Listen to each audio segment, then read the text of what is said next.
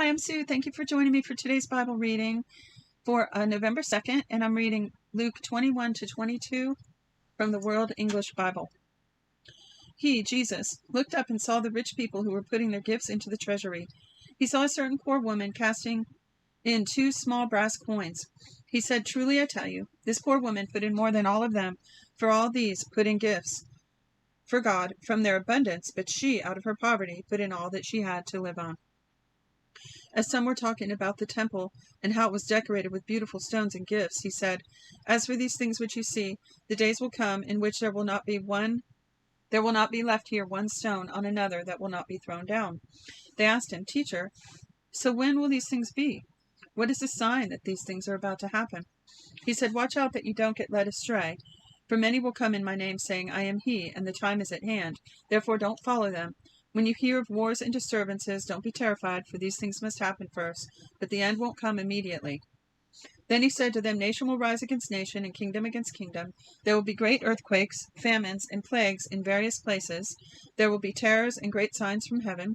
But before all these things they will lay their hands on you and persecute you, delivering you up to synagogues and prisons, bringing before kings and governors for my name's sake. It will turn out as a testimony for you.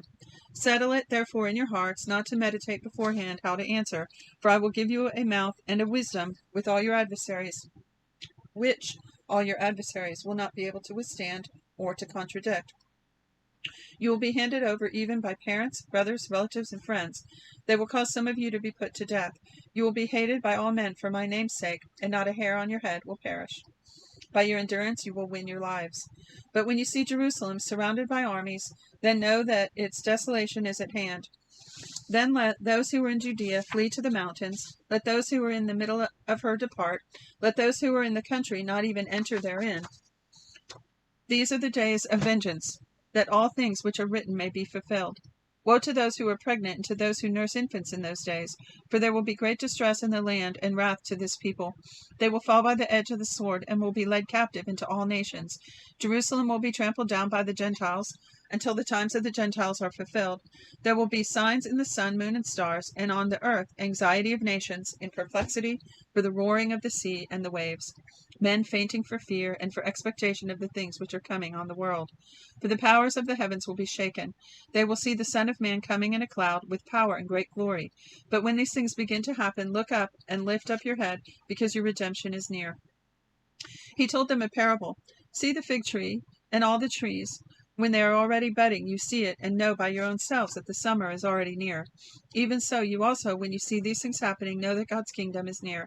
Most certainly, I tell you, this generation will not pass away until all things are accomplished. Heaven and earth will pass away, but my words will by no means pass away. So be careful, or your hearts will be loaded down with carousing, drunkenness, and cares of this life, and the day will come on you suddenly. For it will come like a snare on all those who dwell on the surface of the earth. Therefore be watchful all the time, praying that you may be counted worthy to escape all these things that will happen, and to stand before the Son of Man." Every day Jesus was teaching in the temple, and every night he would go out and spend the night on the mountain that is called Olivet. All the people came early in the morning to him in the temple to hear him. Now the feast of unleavened bread, which is called the Passover, was approaching. The chief priests and the scribes sought how they might put him to death, for they feared the people. Satan entered into Judas, who was also called Iscariot, who was counted with the 12. He went away and talked with the chief priests and captains about how he might deliver him to them. They were glad and agreed to give him money. He consented and sought an opportunity to deliver him to them in the absence of the multitude. The day of unleavened bread came, on which the Passover must be sacrificed. Jesus sent Peter and John, saying, "Go and prepare the Passover for us, that we may eat." They said to him, "Where do you want us to prepare?" He said to them, "Behold, when you have entered into the city, a man carrying a pitcher of water will meet you. Follow him into the house which he enters. Tell the master of the house, the teacher says to you, 'Where is the guest room, where I may eat the Passover with my disciples?' He will show you a large, furnished upper room. Make preparations there." They went, found things just as Jesus told them, and they prepared the Passover. When the hour had come, he sat down with the 12 apostles. He said to them, "I have earnestly desired to eat this Passover with you before I suffer. For I tell you, I will no longer by any means eat of it until it is fulfilled in God's kingdom." He received a cup, and when he had given thanks, he said, "Take this, and share it among yourselves, for I tell you, I will not drink at all again from the fruit of the vine until God's kingdom comes." He took bread, and when he had given thanks, he broke and gave it to them, saying, "This is my body, which is given for you. Do this in memory of me." Likewise he took the cup after supper, saying, "This cup is the new covenant in my blood, which is poured out for you. But behold, the hand of him who betrays me is with me on the table. The Son of Man indeed goes, as it has been determined, but woe to that man through whom he is betrayed." They began to question among themselves which of them it was who would do this thing. A dispute also arose among them which of them was considered to be greatest. He said to them, "The kings of the nations lord it over them, and those who have authority over them that are called benefactors. But not so with you. One who is greater among you, let him But one who is the greater among you, let him become as the younger, and one who is governing as one who serves. For who is greater, one who sits at the table or one who serves? Isn't it he who sits at the table? But I am among you as one who serves. But you are those who have continued with me in my trials. I confer on you a kingdom, even as my Father conferred on me, that you may eat and drink at my table in my kingdom. You will sit on thrones, judging the 12 tribes of Israel." The Lord said, "Simon, Simon, behold, Satan asked to have all of you, that he might sift you as wheat. But I prayed for you, that your faith wouldn't fail. You, when once you have turned again, establish your brothers." He said to him, "Lord, I'm ready to go with you both to prison and to death." He said, "I tell you, Peter, the rooster will by no means crow today until you deny that you know me 3 times." He said to them, "When I sent you out without purse, wallet, or sandals, did you lack anything?" They said, "Nothing." Then he said to him, "But now, whoever has a purse, let him take it, and likewise a wallet. Whoever has none, let him sell his cloak and buy a sword. For I tell you, that which is written must be fulfilled in me. He was counted with transgressors, for that which concerns me has an end." They said, "Lord, behold, here are 2 swords." He said to them, "That is enough." He came out and went, as his custom was, to the Mount of Olives. His disciples also followed him. When he was at the place, he said to them, "Pray that you don't enter into temptation." He was withdrawn from them about a stone's throw, and he knelt down and prayed, saying, "Father, if you are willing, remove this cup from me. Nevertheless, not my will, but yours be done." Excuse me. An angel from heaven appeared to him, strengthening him. Being in agony, he prayed more earnestly. His sweat became like great drops of blood falling down on the ground. When he rose up from his prayer, he came to the disciples and found them sleeping because of grief. And he said to them, "Why do you sleep? Rise and pray, that you may not enter into temptation." While he was still speaking, a crowd appeared. He who was called Judas, one of the 12, was leading them. He came near to Jesus to kiss him, but Jesus said to him, "Judas, do you betray the Son of Man with a kiss?"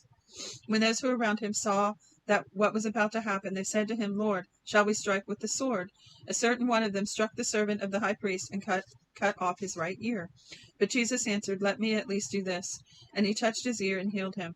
But Jesus said to the chief priests, captains of the temple, and elders who had come against him, "Have you come out against a robber with swords and clubs? When I was with you in the temple daily, you didn't stretch out your hands against me, but this is your hour and the power of darkness." They seized him and led him away and brought him into the high priest's house. But Peter followed from a distance. When they had kindled a fire in the middle of the courtyard and had sat down together, Peter sat among them. A certain servant girl saw him, and as he sat in the light and looking intently at him, said, "This man also was with him." He denied Jesus, saying, "Woman, I don't know him." After a little while, someone else saw him and said, "You also are one of them." But Peter answered, "Man, I'm not." After about an hour passed, another confidently affirmed, saying, "Truly, this man also was with him, for he is a Galilean." But Peter said, "Man, I don't know what you're talking about." Immediately, while he was still speaking, a rooster crowed. The Lord turned and looked at Peter. Then Peter remembered the Lord's word, how he said to him, "Before the rooster crows, you will deny me 3 times." He went out and wept bitterly. I forgot that part about the Lord turning and looking at him when the rooster crowed. That is so intense. Oh my goodness. That would make a great movie scene, wouldn't it? The men who held, and why do you think Peter wept? And I'm just thinking out loud here. I mean, I don't know if it was so much guilt as disappointment in himself, because he really, he had a heart to love Jesus and die with him, and his flesh was weak. So I think it goes more to that. The spirit is willing and the flesh is weak. So he really wanted to, and yet in his weakness, his insecurity, and also his unrenewed spirit, I mean, without that renewed spirit, he didn't have the grace and the power to overcome, those weaknesses. It's pretty interesting to think about. Because we see later in the Gospels or in the book of Acts a very different Peter, don't we? He became much bolder and confident and not ashamed of the gospel. Verse 63. The men who held Jesus mocked him and beat him. Having blindfolded him, they struck him on the face and asked him, Prophesy, who's the one who struck you? They spoke many other things against him, insulting him. As soon as it was day, the assembly of the elders of the people were gathered together, both chief priests and scribes, and they led him away into their council, saying, If you are the Christ, tell us. Tell us. They all said, Are you then the Son of God? He said to them, You say it, because I am. They said, Why do we need any more witnesses? For we ourselves have heard from his own mouth. And that's it for today's reading for Luke 21 and 22. Thank you again for joining me. You may want to do like we do and start the video over and listen again. We also sometimes listen on faster speed. So just some little tips for your listening enjoyment. You also may go and get the playlist link. For instance, for the book of Luke, there is a link so you can play the whole thing beginning to end. Those are really great to listen to when you're falling asleep, when you're walking, when you're, driving. So I just love this playlist that YouTube has, so I like to mention that every once in a while. So that's it for today. God bless you. Please join me for tomorrow's reading. Shalom.